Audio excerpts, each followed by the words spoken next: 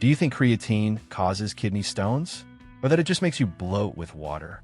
Hold up, a lot of what you've heard out there is straight up wrong. And today, the truth might surprise you. In this video, we're cutting the fluff and getting real. What actually happens in your body when you start taking creatine? No nonsense, no BS. If you're serious about training or thinking about getting started, this one's for you. Grab your pre-workout and let's dive into what creatine really does and why it might be one of your best allies in making serious gains. Ready? Let's go. If you've been Googling creatine, you've probably run into the classic, "Watch out, that stuff gives you kidney stones." But is that actually true?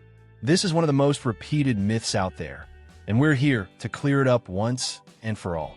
In healthy people who drink water regularly and stick to the recommended dose, creatine doesn't harm your kidneys.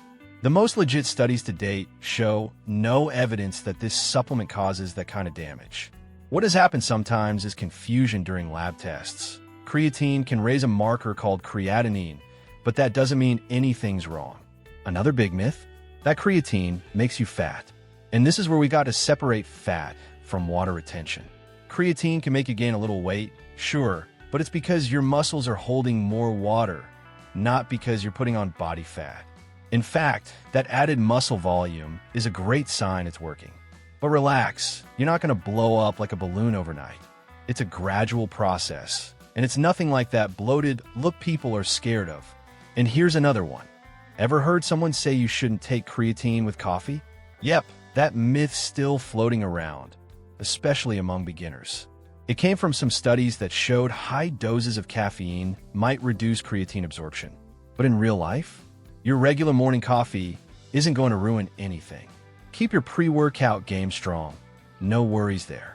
Now, some folks think creatine is like a steroid, but that's way off. Creatine is a natural compound. Your body already makes it, and it's in foods like red meat and fish. Supplementing with it just bumps up the amount available for your muscles, helping with performance and recovery. It has nothing to do with steroids or banned substances. In fact, it's one of the most well-researched and safest supplements in the world. A super common question is, if it's so good, why doesn't everyone take it? And honestly, it's probably because of all the misinformation still floating around. A lot of people are scared off by myths or bad advice. That's why videos like this matter, to break down the nonsense and bring real info to the table. Have you ever fallen for one of those myths? Drop a comment. The truth is, creatine can be an amazing tool, especially if you train hard. But like anything, it's got to be used smart. Chugging the whole tub won't turn you into the next Mr. Olympia in a week. The key is consistency and proper dosing. We'll get more into that later in the video. To wrap up this part, don't believe everything you hear. Before buying into random claims, look for solid sources, real studies, and qualified pros. Creatine has a ton of benefits, but it's always smart to understand what you're putting in your body. Now that we've busted the biggest myths, how about we take a look at what really happens when you start supplementing with creatine? Let's say today's your first day taking creatine. You scoop it, mix it in water, drink it, and nothing happens. Totally normal. In the first few days, your body's just filling up the tank. Creatine needs to build up in your muscles before it hits optimal levels. Until then, you're not going to feel stronger, look bigger, or notice any major changes. But don't stress. That doesn't mean it's not working. It's just a matter of time. Creatine works like a quick energy reservoir for your muscles. Once that tank's full, that's when the magic happens. Better performance, more endurance, faster recovery. But before that, it's like putting gas in your car when the tank's empty. You're still stuck in the driveway. That's why so many people get frustrated in the beginning and think creatine is useless. Patience is everything here. There are two main ways to take creatine, and each has a different timeline. The first is called the maintenance phase. You just take a standard dose daily, usually 3 to 5 grams. It's simple, easy to stick with, and after about 30 days, your body hits the ideal level. That's when the real benefits start kicking in. This is the go-to method for most people. The other way is the loading phase, perfect if you want fast results. Here, you take around 20 grams per day, split into smaller doses throughout the day, for 5 to 7 days. This fills up your creatine stores much quicker, and you might start seeing results within the first week. After that, you switch to the regular maintenance dose. Does it work? Absolutely. But some folks skip the loading phase because of the high volume. And of course, it's smart to talk to a health pro before going that route. So, which method is better? Honestly, both work. The only difference is how fast. Loading is quicker, maintenance takes longer, but in the end, both get you to the same place. Full creatine stores ready to power your workouts. It really comes down to your goals, your routine, and how patient you are. Are you the "I want results yesterday" type, or are you cool waiting a month? Drop a comment. Which one would you go with? Another common question is, do I need to cycle off creatine? And according to the latest research, nope, not necessary. As long as you're taking the right dose and staying hydrated, there's no need to stop or take breaks. You can use it continuously without harming your health. Of course, if you've got a specific medical condition, check in with your doctor. But for most healthy people, you're good to go. So, if you started taking it and don't feel anything yet, don't give up. That's part of the process. Creatine works by building up in your system, and the real gains show up over time. Consistency beats speed every time. Now, what about timing? Should you take creatine before or after your workout? Morning or night? The answer might surprise you. There's no perfect time. Creatine isn't like caffeine. It doesn't give you an instant boost. What actually matters is consistency. Taking it daily, ideally around the same time, helps your body maintain steady levels. Creatine builds up in your muscles over days and weeks. That means the timing doesn't really affect its effectiveness. Regularity does. Morning, post-workout, evening, whatever works best for you is fine. Just don't skip it. Creating that daily habit can be the difference between seeing results and wasting your time. During the loading phase, timing does matter a bit more. Since you're taking 4 servings a day, you want to space them out to help with absorption and avoid side effects like bloating or stomach cramps. A solid plan? Take it when you wake up, before lunch, post-workout, and before bed. Spread it out. No need to chug it all at once. If you're the forgetful type, here's a tip. Set an alarm on your phone. Or link creatine to something you already do every day, like right after brushing your teeth in the morning. Sounds silly, but it helps. No point buying the tub just to let it collect dust on the shelf, right? And if you're worried about taking it before bed, don't be. Creatine won't mess with your sleep. Unlike caffeine or pre-workouts, it's not a stimulant. So if bedtime is the easiest moment for you to take it, go ahead.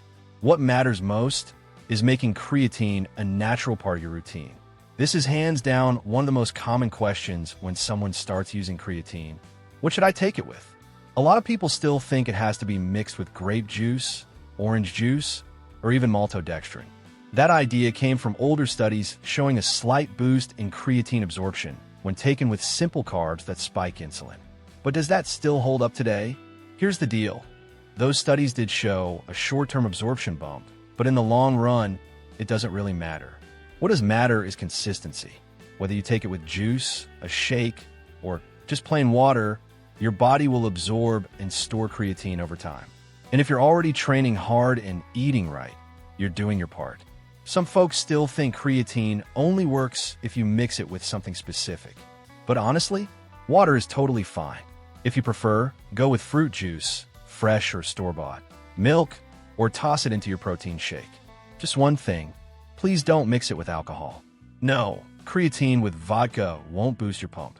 That's a joke, but believe it or not, some people take it seriously. On a serious note, creatine is super versatile. It's tasteless, odorless, and doesn't change the texture of your drink. That makes it easy to work into your daily routine, no excuses. You can mix it with pretty much anything that makes sense for you, as long as it's not ridiculous. Your choice should be about convenience, not internet myths. Oh, and people often ask about the drink's temperature. Can you take creatine with a hot drink? The answer is yes. Creatine is stable in warm or room temp water, as long as you don't let it sit for hours. So yeah, mixing it into your coffee with milk is fine, just don't boil it. Stir or drink, done. So, how do you usually take yours? One more pro tip, mix it well before drinking. Creatine doesn't dissolve super easily, so it can sink to the bottom of the glass. Shake it, stir it, or just blend it into your shake. No need to do a whole science experiment. The simpler, the better. The easier it is to take, the less likely you are to skip it. Now that you're taking creatine consistently, let's talk about what everyone's really waiting for: the actual effects on your body. Once your creatine tank is full, your muscles have more quick energy to use during intense effort. Creatine works within your ATPC energy system, the one that powers your first few seconds of high-intensity movement. That means more strength exactly when you need it. You know that one last rep you usually can't push through? With creatine, it's possible, and that extra effort adds up over time. With more energy, you can lift heavier, train harder, or crank out more reps. This leads to an increase in training volume, also called volume load. And the more volume you can handle, the more stimulus your muscles get to grow. Creatine itself doesn't build muscle directly, but it helps you train better. Think of it like premium gas for your engine. You can go farther, faster. And the best part? Less early fatigue. That boost helps not just in lifting, but also in running, soccer, CrossFit, swimming, really any high-intensity activity. The difference might be subtle at first, but it's definitely real. Another bonus is how creatine helps your muscles retain more water inside the muscle cells. That gives your muscles a fuller, more pumped look, that dense appearance many lifters chase. But heads up, this isn't the bad kind of bloating or subcutaneous water retention. It's intramuscular, and it's actually beneficial. That well-hydrated environment can even support protein synthesis and muscle growth. On top of that, creatine may improve muscle recovery. When you train hard, you naturally build up fatigue and cause micro tears in the muscle fibers. But with more energy and better hydration, your body can bounce back faster. That means more frequent and consistent training. Two key ingredients for real, lasting results. And the benefits don't stop in the gym. Newer research is exploring creatine's effects on the brain, cognitive function, and even healthy aging. While those studies are still evolving, there's already promising evidence that creatine can help not only athletes, but also older adults and even sedentary folks. So we're not just talking about a gym supplement. This might be something with benefits that reach way beyond the barbell. Now tell me, have you noticed any changes since you started taking creatine? More strength, better energy, faster recovery? Drop your experience in the comments. One of the most noticeable effects creatine has on your body is an increase in muscle volume. That happens thanks to something called the osmotic effect, where creatine pulls water into your muscle cells. This process makes the muscle look fuller, denser, and more pumped. And no, this isn't bad bloating. It's actually a sign that creatine is doing its job. More water inside the muscle means better hydration, and that's a good thing. But here's where people get confused. They hear water retention and immediately think of puffiness, cellulite, and that soft, blurred look in the mirror. But the type of retention caused by creatine is intramuscular, not subcutaneous. That means the water is pulled into the muscle fibers, not under your skin. So, instead of messing with your definition, this kind of retention actually makes you look better, especially if you train seriously. With more water in your muscles, the environment becomes way more favorable for growth. It boosts protein synthesis, improves workout endurance, and even helps with recovery. That extra hydration can also play a role in preventing injuries. Hydrated muscles are more efficient, stronger, and less prone to tiny tears. Sound good, right? It really is. Now, yes, you might gain a little weight when you start taking creatine. After all, water has weight too. Most people see the scale go up by 2 to 5 pounds, 1 to 2 kilograms in the first few weeks. But that's not fat. It's water stored inside your muscles. So if you notice the numbers climbing, don't panic. It's a normal and even desired effect, especially if your goal is to build muscle. And if you're in a cutting phase, you can still take creatine. That weight gain won't affect your body fat percentage. In fact, a lot of bodybuilders and athletes keep using creatine during cuts because it helps maintain strength and lean mass. So no, creatine won't ruin your shredded look. If anything, it'll help preserve it. Need a real-life example? Ever finish a killer workout and feel your muscles looking tight and pumped with veins popping? That's the effect creatine can enhance. Even if a number on the scale goes up, what really matters is what you see in the mirror and how you feel. Weight is just a number, and in this case, it might actually mean progress. Now, when you start seeing your muscles looking bigger after using creatine, it's normal to wonder, is this just water? And yeah, that's a valid question. What you're seeing at first is a boost in muscle volume from water retention inside the muscle cells, known as sarcoplasmic hypertrophy. So yes, your muscles look fuller and bigger, but that's not yet real fiber growth. Sarcoplasmic hypertrophy gives you that visual pump early on. Your muscles are hydrated, which makes them look more impressive. And let's be honest, a lot of people love that look. But is it just temporary? Not necessarily, because over time, using creatine consistently allows you to train harder. And that's where myofibrillar hypertrophy kicks in. Myofibrillar hypertrophy is the real deal. It's when the actual muscle fibers grow denser and stronger. And while creatine doesn't directly build muscle, it plays a powerful supporting role. More energy during your workouts means heavier lifts, more reps, better recovery. And that adds up to more muscle growth over time. So yeah, creatine might give you a temporary visual boost at first, but it also helps you build lasting gains. Studies show that people who use creatine regularly gain more muscle mass over time than those who don't. It's like having a silent accelerator behind your progress, helping you go further, faster. It's super important to understand this difference so you don't get frustrated. A lot of people think their muscles are just full of water, so the results aren't legit. But that's a big misconception. Water inside the muscle cell is actually part of the ideal environment for growth. It improves metabolic function and even helps trigger muscle-building signals. So yeah, that initial puff is actually laying the groundwork for real gains. If you're the kind of person who likes to see progress in the mirror and feel it in your performance, creatine delivers on both fronts. First, it gives you that motivating pump. Then, with consistent training, it supports actual muscle growth. Just remember, creatine is a supplement, not magic. What truly builds your physique is your training, nutrition, and recovery. Creatine just gives you a solid boost in the process. Creatine is one of the most researched supplements on the planet, and overall, it's considered extremely safe. But that doesn't mean everyone feels 100% great with it right off the bat. Some people experience mild side effects, especially in the first few days. The most common? A bit of stomach discomfort, bloating, gas, or a little nausea after taking it. But don't worry, there are easy fixes for that. If you got more sensitive stomach, try mixing your creatine with something gentler. Grape juice is a classic go-to. Avoid taking it on a completely empty stomach if you already know that causes issues. And always drink it with plenty of water. It helps with both digestion and absorption. Another option is to split the dose throughout the day.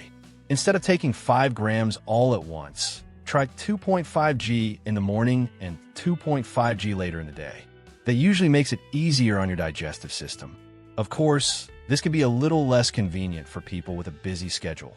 So the best approach is to find what's most practical and comfortable for you. And here's the good news. Those side effects are usually temporary. Most people adapt quickly, and symptoms fade after a few days. If it feels like creatine is doing more harm than good, take a break and talk to a nutritionist. Sometimes the issue is the quality of the supplement. Always go for a reputable brand with high-purity monohydrate creatine.